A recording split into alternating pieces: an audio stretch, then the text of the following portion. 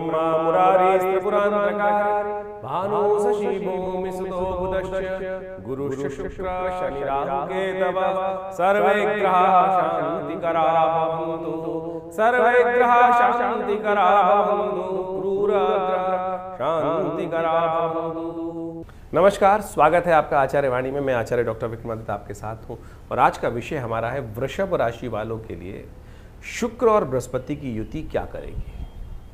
आपकी राशि के स्वामी शुक्र महाराज हैं और आपकी राशि के दृष्टिकोण से बड़ा विशेष योग बनाकर इस वक्त शुक्र महाराज आपके समक्ष आए हैं और शुक्र महाराज की ये ग्रहों की स्थिति जो है ना, बहुत विशेष तौर पे आपको समझनी चाहिए। इस वक्त बृहस्पति के साथ शुक्र की जो युति हुई है, परम शुभ युति हुई है। आपकी राशि जो थोड़ी बहुत कसर बाकी थी बृहस्पति जो बाकी सब ग्रहों की, वो शुक्र और बृहस्पति की युति जो हुई है उसने बहुत बढ़िया तरीके से आपके लिए रास्ता खोल दिया है लाभ का, आपके लिए रास्ता खोल दिया है आगे बढ़ने का। 27 जुलाई से लेकर 21 अगस्त तक दोनों ग्रहों की युति एक जगह रहने वाली है और ये युति जो है वो बहुत तरीके से आपके लिए बहुत मार्ग को सुगम। अब बृहस्पति भी उदय हो चुके हैं, कुछ दिन पहले बृहस्पति उदय हुए थे और ऐसे में बृहस्पति ने उदय होकर बहुत बढ़िया से आपके लिए रास्ता दिया है और अतिचारी बृहस्पति इस वक्त। लेकिन समस्या सिर्फ ये है कि इस वक्त ये देखिए, द्वितीय भाव जो है परिवार का भाव भी माना, कुटुंब का भाव भी माना जाता है। कुटुंब का भाव क्या है? और बृहस्पति और शुक्र वहाँ पर एक साथ विराजमान होने के बाद आपके परिवार में दो अलग अलग दिशाओं में लोगों को बांट सकते हैं। ध्यान रखना, आपके विचार को बांट सकते हैं और ऐसे में ये बंटना जो है वो कहीं ना कहीं हानिकारक हो सकता है। इस बात को आपको खास तौर पे ध्यान रखने की ज़रूरत है। और मैंने कुछ दिन पहले आपके लिए एक अलग से वीडियो बनाया था जिसमें हमने आपको समझाया था कि शनि का प्रभाव यदि आपके लिए हो जाए, इस वक्त शनि का उपचार करना बहुत ज़रूरी है। शनि मंगल का टकराव भी इस आपकी राशि में इस वक्त जहाँ हो रहा है वो कहीं ना कहीं बुद्धि में दुविधा देने के योग बना रहा है। शनि की पूर्ण दृष्टि बुद्धि पर पड़ रही है, बुद्धि भाव में मंगल की युति है और ये कहीं ना कहीं आपस में विरोधाभास उत्पन्न करने के योग बना सकते हैं।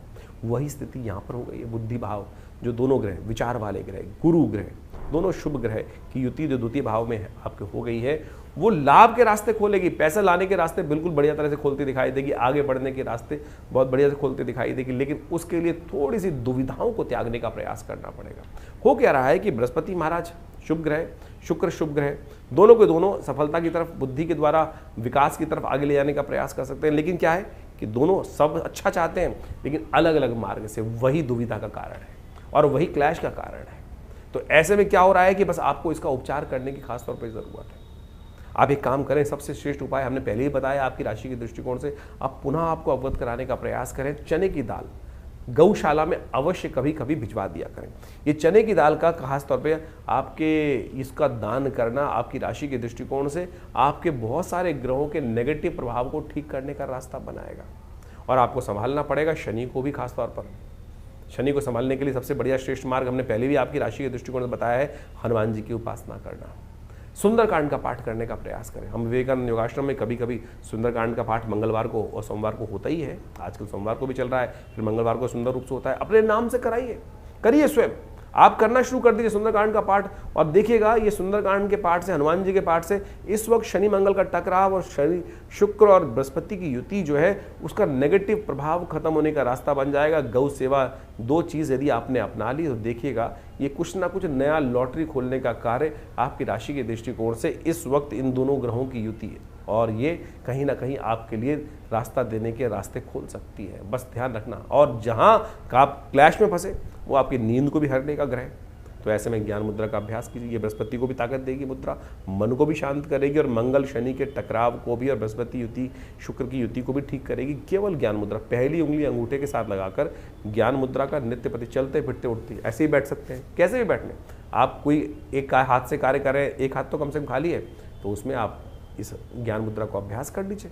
ये बृहस्पति की उंगली अंगूठे के साथ लगा देने से देखिए शुक्र और बृहस्पति का मेल भी होगा और मंगल शनि का टकराव जो चल रहा है उसमें भी आपको लाभ प्राप्त होगा। इसके साथ साथ यदि आप हनुमान चालीसा इसी मुद्रा में पाठ कर लें, सुंदरकांड का पाठ इसी मुद्रा में कर लें, तो आपके शनि का नेगेटिव प्रभाव भी आपके लिए ठीक हो जाएगा। इसके साथ साथ शुक्र और बृहस्पति की युति बहुत इलैबोरेट रूप में प्रभाव करती है, उसको भी समझना चाहिए हमको। तो इस प्रकार से बृहस्पति और शुक्र की जो युति है वो आपने समझी। ये ग्रहों की युति जो होती हैं और योगा योग जो बनते हैं, परस्पर टकराव बनते हैं, इसका प्रभाव जीवन में हर क्षण पड़ता है और जब गोचर में इस प्रकार की युति हो तो हमको समझना चाहिए कि उन ग्रहों का प्रभाव क्या हमारी कुंडली के अनुसार से पड़ रहा है। ऐसे में देखें, बृहस्पति ग्रह और शुक्र ग्रह का संबंध बड़ा विशेष है, दोनों ज्ञान के प्रतीक हैं और ऐसे अद्भुत ज्ञान के प्रतीक हैं कि आप समझ सकते हैं कि दोनों के दोनों ने अपने शिष्यों को बिल्कुल उत्कृष्टता तक, बिल्कुल टॉप तक पहुंचाने का सुंदर कार्य किया। देवगुरु बृहस्पति तो साक्षात देवताओं के गुरु माने जाते हैं, लेकिन शुक्र के संबंध में बात कहा जाए तो वो दैत्यों के गुरु माने जाते हैं। दैत्यों को गलत मार्ग पर चलने के बावजूद भी उन्होंने उनको शक्ति संपन्न बना दिया, देवताओं के समक्ष लाकर खड़ा कर दिया। देवताओं को भी कई बार पराजय का सामना उन दैत्यों के समक्ष करना पड़ा। कारण क्या था? शुक्र के कारण से। गुरु के जिस प्रकार से सानिध्य में रहकर गुरु के आदेशानुसार चलने के कारण से किस प्रकार का स्थिति उन्होंने, यानी केवल शुक्र के प्रभाव के कारण से। शुक्र केवल भोग विलास का ग्रह नहीं है। बहुत सारे लोग शुक्र को केवल भोग विलास की बात कर लेते हैं। शुक्र वास्तविक तौर पर ज्ञान का प्रतीक माना जाता है, युक्ति का प्रतीक माना जाता है, डिप्लोमेसी का प्रतीक माना जाता है। आज संसार में सबसे बड़ी आवश्यकता इस संसार में आगे बढ़ने के लिए डिप्लोमेसी की ही है। डिप्लोमेटिक तरीके से चाणक्य नीति के द्वारा किस प्रकार से हम आगे बढ़ने का कार्य कर सकते हैं। तो आप ये देखें कि 1 महीने तक करीब करीब जो शुक्र का और बृहस्पति का जो संबंध बनने वाला है, इसका प्रभाव क्या होने वाला है। वैसे आपकी राशि के दृष्टिकोण से तो आपने प्रभाव समझा, लेकिन जनरल तौर पर यदि हम सामान्य तौर पर समझें तो क्या है, विपरीत बुद्धि जो है वो 2 विभिन्न मार्गों पर चल सकती है। देखिए, संसार जो है ना गोली है, कहा जाता है ना पृथ्वी गोल है। इधर से चलोगे चाहे इधर से चलोगे तो गंतव्य मार्ग पर। हाँ, एक मार्ग छोटा हो सकता है, एक मार्ग बड़ा हो सकता है। एक मार्ग पर चलने में रास्ता पथरीला हो सकता है और एक मार्ग पर चलने पर रास्ता कहीं ना कहीं सुगम हो सकता है, वो गुरु के सानिध्य पर। और उसका निष्कर्ष किस प्रकार से निकलना है और वहाँ किस प्रकार से सस्टेन अपने आप को करना है, ये वास्तविक तौर पर हमको सही दिशा समझ में आनी चाहिए। अब बृहस्पति और शुक्र की जो युति जो इस वक्त बन रही है, और वो भी बुध के भाव में, बुध की राशि में जो बनकर तैयार हो रही है, हो क्या रहा है कि सारा बुद्धि का खेल है। तो ऐसे में ध्यान रखना पड़ेगा कि आपको बुद्धि कहीं फेरे में ना फंस जाए। यानी हमारे मनो मस्तिष्क में क्या होता है कि एक भाव बैठा होता है पाप का, एक भाव बैठा होता है पुण्य का। एक हमको सुख शुभ की तरफ प्रेरित करने का प्रयास करता है, दूसरा कहता है गलत कार्य कर लो।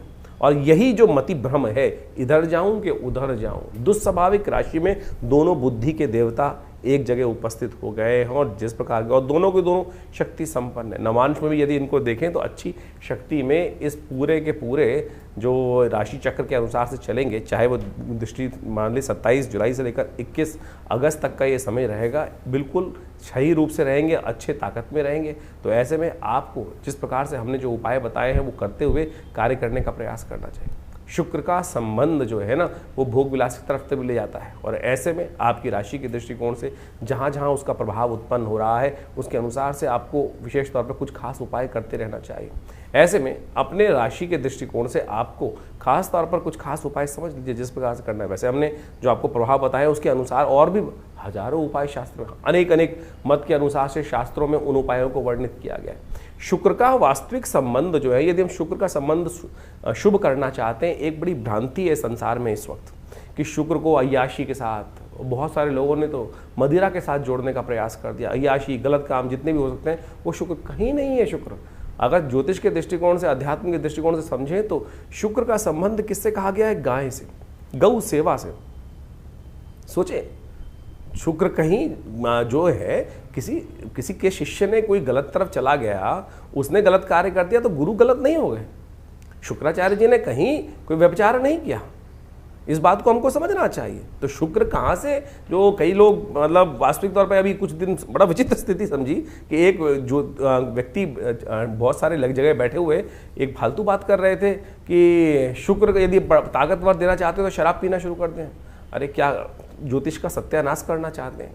अध्यात्म का, ज्योतिष एक आध्यात्मिक विज्ञान है और वहाँ मदिरा का पान करना जो ग्रह सिखाए, जो व्यक्ति सिखाए, वो ना तो आध्यात्मिक हो सकता है ना तो विज्ञान के साथ हो सकता है। तो इस बात को हमको समझ लेना चाहिए अच्छे से। शुक्र को यदि प्रबल करना चाहते हैं तो एक बात समझ लें, दूध का सेवन बढ़ाएं। हमारे यहाँ भोग विलासिता की जो व्याख्या दी गई है गौधन से दी जाती थी, और आज की तारीख में शुक्र का वैभव प्राप्त करने के निमित्त अब लोग ललायित हैं कि शुक्र का वैभव, तो कुंडली में दोष बढ़े, कुंडली में शुक्र जिसका कमजोर है उसको कैसे ताकत बने। अरे नित्यप्रति गौ की सेवा करने से जो निधि प्राप्त होती है, गोदुग्ध, उसका सेवन करना शुरू करो, तब तो शुक्र की ताकत बढ़ेगी, नहीं तो किसी और कारण से शुक्र। और आपने गलत तरफ जाकर ऐसे मतिभ्रम करने वाले लोगों के संगत में आकर करना शुरू कर दिया तो खुद तो गिरोगे और पूरे के पूरे समाज को लेकर गिर जाओगे गड्ढे के अंदर। शुक्र नहीं बढ़ेगा। भोग विलासिता का बढ़ना कतई शुक्र का मतलब वैभव, शुभ कीर्ति, यश, ये सब भोग विलासिता की। आप एक व्यक्ति अगर गलत तरफ जाकर आगे बढ़ना चाहता है तो वो आतंकवादी ही कहलाएगा। सद्गुणों से युक्त वैभवपूर्ण जीवन को जीवन जीने वाला धनाढ्य नहीं कहला सकता। आज हमने धनाढ्य की पराग जो डेफिनेशन है, धन व्यक्ति को प्राप्त करने वाला धनी व्यक्ति की जो डेफिनेशन है, वो सदकर्म की तरफ प्रेरित व्यक्ति ही माना जाता है। तो सदकर्म की तरफ शुभ कर्म के तो इसलिए इन भ्रांतियों से बाहर निकलने का प्रयास करो। कहीं ऐसे लोग बहुत सारे आज की तारीख संसार में हैं जो मतिभ्रम करने का, जिस प्रकार से अभी एक वाक्य हमने आपके समक्ष रखा कि शराब यदि रोज पीना शुरू कर दो तो शुक्र बढ़ना शुरू हो जाएगा। कहीं नहीं ज्योतिष के अंदर इस प्रकार की, कहीं भी, हर ज्योतिष के ग्रंथ में एक ही बात लिखी गई है, गणनाएं बताई जाती है। और लाल किताब को भी बहुत सारे लोग कोट करते हैं, तो कहीं भी लाल किताब में तो वहाँ के आगे कबाब और शबाब की तरफ जो जाएगा वो कहीं ना कहीं अपने आप को बर्बाद कर लेगा। तमाम तौर पे बहुत सारे ग्रह योग के अनुसार से इस बात को वहाँ बहुत बढ़िया तरीके से समझाने का प्रयास किया गया है। तो ऐसे में यदि आप बृहस्पति और शुक्र की युति जो बन रही है उसको शुभ करना चाहते हैं तो गौ सेवा अवश्य करने का प्रयास करिए। ये अकाट्य प्रयोग है, चाहे आपका ग्रह कहीं भी बैठा हो, चाहे आपका ग्रह कहीं भी बैठा हो, किसी प्रकार से योगा योग बना रहा हो, तो ये तो गोचर का प्रभाव हमने आपको समझाने का प्रयास किया। इसके साथ साथ ओम द्रांग द्रींग द्रोंग से शुक्राय नमः, इस मंत्र का जप सबसे श्रेष्ठ हो सकता है। और ऐसे में तो ये पूरा काल जो चल रहा है, सावन का महीना ही चलता रहेगा, पहले भाग में तो कम से कम सावन का महीना ही रहेगा। ऐसे में भगवान शिव का दुग्धाभिषेक यदि आप केसर युक्त दूध से करें तो ये शुक्र का और बृहस्पति का दोनों का उपाय होगा। और भगवान की कृपा से आपकी बुद्धि के भ्रम जो है, जो ग्रह के दृष्टिकोण से इधर जाऊं चाहे उधर जाऊं, ऐसे मति भ्रम उत्पन्न होने के योग बन रहे हैं, इसका सबसे बढ़िया निवारण आपको ये प्राप्त हो जाओ। उसके प्रसाद स्वरूप आपके जीवन में पुष्टिदायक योग बनेंगे। और सबसे बढ़िया एक काम और, अगर शुक्र को और बढ़िया करना चाहते हैं तो इत्र के द्वारा भगवान शंकर का अभिषेक करने का प्रयास करें। इत्र का सुंदर परफ्यूम इत्यादि का, अपने बहुत सारे लोग कहते हैं परफ्यूम से एलर्जी होती है, कुछ होती है, तो शुक्र का संबंध जो है, जहां दुर्गंध है वहां बहुत सारे नेगेटिव ग्रह हो सकते हैं, लेकिन शुक्र तो विलासिता का प्रतीक है, शुभ भोग का प्रतीक है, तो इत्र का प्रयोग अवश्य आपकी राशि के दृष्टिकोण से यदि आप इत्र का प्रयोग, सुगंधि का प्रयोग। और एक बात और ध्यान रखना, शुक्र नेगेटिव कब होता है? जब कोई व्यक्ति फटे हुए कपड़े पहनता है। अब बाहर से अच्छे कपड़े पहन सकते हैं, अंदर से फटे हुए कपड़े पहन रखे हैं। ग्रह कितना ही अच्छा हो, ग्रह कितना ही अच्छा है, यदि हम कर्म गलत तरफ से कर रहे हैं, अपने आप को उस तरफ गलत तरफ जा रहे हैं, फटे हुए रैग्स पहन रहे हैं, तो आप समझ लो कि आपकी कहीं ना कहीं दरिद्रता को आप आमंत्रित कर रहे हैं, यानी शुभ ग्रह के प्रभाव को कहीं ना कहीं नेगेटिव कर रहे हो। तो इन छोटे छोटे सिद्धांतों को अपने जीवन में समझकर कार्य करने का आप यदि प्रयास करेंगे तो बहुत अच्छा रहेगा। हमने अपने इस विवेकानंद योगाश्रम संस्थान के द्वारा जितनी भी पुस्तकें लिखी हैं, उन सब में इन ग्रहों के संबंध को बहुत बढ़िया तरीके से समझाने का प्रयास किया है। और उन ग्रहों के निवारण के लिए सबसे बढ़िया दैविक मार्ग ही है, उपासना मार्ग ही है, प्रार्थना मार्ग ही है, जिन पर जाकर आप ग्रहों के विभिन्न उपायों को करके अपने कष्टों का निवारण कर सकते हो। सबसे बढ़िया है मंत्र जप करना, भगवान का स्तवन करना, भगवान के सुंदर जो कार्य, जो क्रिया जो कर्मकांड के सिद्धांत के अनुसार से बहुत सारे मंत्र इत्यादि जप करने के पूजा पाठ के विधान को विकसित किया गया है, उनको करना। तो आप समझें। और जब भी हमने बहुत सारी व्यवस्थाएं बनाई हैं विवेकानंद योगाश्रम में, हर रविवार को बड़ा कार्यक्रम होता है, उसमें आप सब लोग आकर उस यज्ञ में बैठ सकते हैं। विभिन्न नवग्रहों के मंत्र हम समय समय पर कराते ही हैं उसमें, तो आप सब आकर उन यज्ञ इत्यादि कर्मों में बैठें। और विवेकानंद योगाश्रम दिल्ली में जमुनापार क्षेत्र में, लक्ष्मी नगर क्षेत्र में स्थित है। और यहाँ नित्य प्रति करीब पिछले करीब 50 सालों से हर रोज़ करीब 8 घंटे यज्ञ चलता है। आप भी आएँ।